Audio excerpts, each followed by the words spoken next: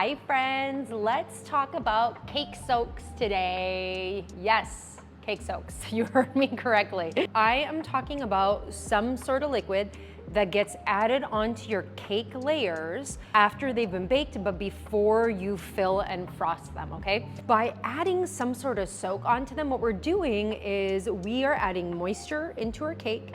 We can add another flavor into our cake, and we can also kind of control the sweetness level, okay? Maybe we want to make our cake a little bit sweeter, or maybe we don't. We'll talk about that in a second. In my opinion, the most common cake soak is definitely a simple syrup.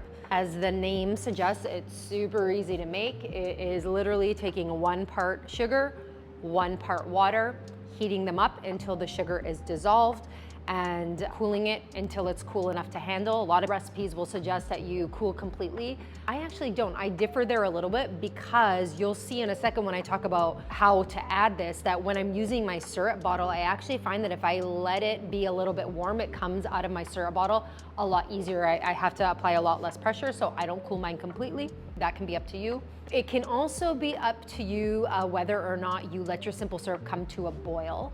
I know that for cocktails, a lot of bartenders will not actually boil their syrup because they'll find that, see, it does change the color a little bit. If you can see here, it's not totally clear. You'll get a slight discoloration if you boil because it starts to do a little bit of that caramelization, and that's the other reason why bartenders or people that in general want like a straight sugar syrup without any flavor to it, then maybe you don't want to boil. You just want to heat until you can dissolve that sugar and maybe not boil it completely. I find that taking it to the boiling stage, what it does for me is, number one, storage is increased from about, let's say, 2 weeks to 4 weeks because we are boiling, so we're heating that bacteria up to a certain level where it can't exist anymore.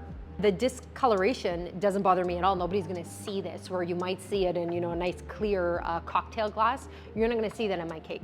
And also that slight caramelly, that little caramelized flavor doesn't bother me at all. I actually enjoy it. And so that is why, those are all the reasons why I bring my syrup to a boil. And then once it's boiled and that sugar is dissolved, I'll turn it off. Different people, different applications will like a different thickness.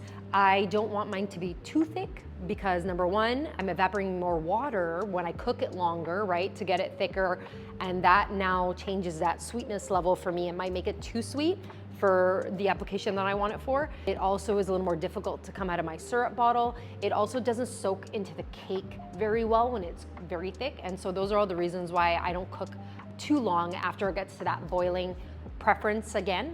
Some people even make a 2-to-1 simple syrup where it's twice as much sugar, very sweet, and that's a different application. Remember, a lot of this is preference. It doesn't need to be that hard. It's just what you like. If you don't like it, then you shouldn't be making it that way, right? Let's talk about the second, in my opinion, one of the second most popular soaks, and this is a milk soak, where now instead of water and sugar, your primary vehicle is milk.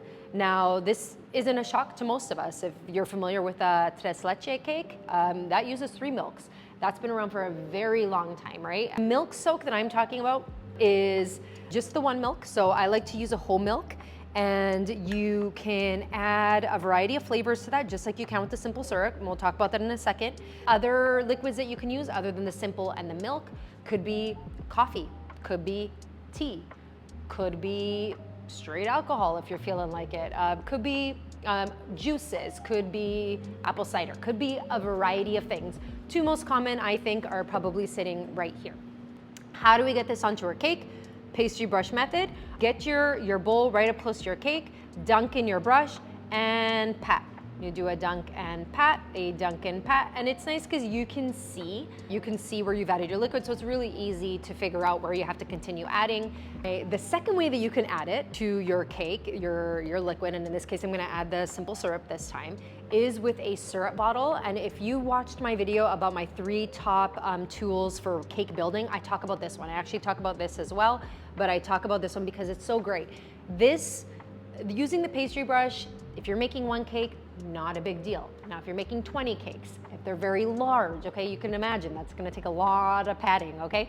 And so in this case, I like to opt for this syrup bottle, and this is really easy. Just flip her around, and you squeeze, and you give it a nice, healthy little soak. Do you see how fast that was? Love these bottles. So how much soak do you add to your cake? That's preference, everybody. So it depends. Maybe you have a cake that you feel needs a lot of moisture. Maybe it's on a little bit on the dry end. Go ahead and more. If your cake is already quite moist, and I find this with oil-based cakes, carrot cakes, anything that has a lot of fats in it, sour cream, buttermilk, lots of things like that, you might not need as much. And maybe in that case, you're not going for the moisture. You're not using the soak for the moisture. You're using it more for the flavor. Up to you. A lot of this is preference. It really bothers me when people think that baking has to be super rigid. Of course, there's some chemistry involved in the baking itself, but we should be able to play around with flavors, right? So play around with flavors. That brings up the next point that I wanted to talk about, and that is flavoring, okay? So this is where the fun begins. You've got your simple syrup, you have your milk, and now we want to use this as a tool to flavor, a vehicle to flavor our cake. So there's so many awesome things that you can add to your soaks to add flavor to your cake. And you basically, I mean, options are endless. You choose whatever you think would complement whatever flavor is in your cake, okay? So right here, I had a apple cinnamon cake. What would go well with that? I would think maybe adding a little bit of vanilla bean or vanilla bean paste, or maybe a vanilla extract would taste really good. In general, some of my most common additions to simple syrup are fruits. So right here, I have a passion fruit puree. I absolutely love adding this to a poppy seed cake, a citrus flavored cake, a passion fruit coconut cake. So many wonderful things you can do with this, okay? You can also use frozen berries. You can use fruit extract. So fruit flavored soaks, really, really yummy, okay? I don't even remember what this is, hold on. Woo, okay, you can add alcohol, everybody. That was some Baileys right there. So Baileys is awesome in the simple syrup. It's also really yummy in that milk soak. It tastes like a nice alcoholic latte to me. I love it. So go ahead and add some Baileys. You can add, oh goodness, the options are rum. I make a really good rum mint simple syrup, whiskey. Geez, you can add anything. It's really, really great. Oh man, I feel like I need a drink. Okay, let's move on. Here I have vanilla bean paste, which I really, really love. It also gives us really pretty flecks of vanilla bean, but vanilla is a very common addition as an extract, and we talked about the fact that you could add a fruit extract. Any extract that they make, birthday cake. I know that they have a birthday cake extract. Maybe you want to add that cotton candy. You really, the options are endless here. Let's talk about florals, okay? Florals are really great to add to a soak. Here I have lavender, okay? Steeping this in your soak can help really make a really delicious and wonderful flavor. What can go great with lavender? I love lavender and lemon together. I also pair when I'm using rose, so rose petals or rose water. I'll pair that with pistachio, I love that. Coffee and tea, classics, okay, classics. I love, love, love using espresso powder. If you have coffee brewed on hand or espresso brewed on hand, you can certainly add that in as well.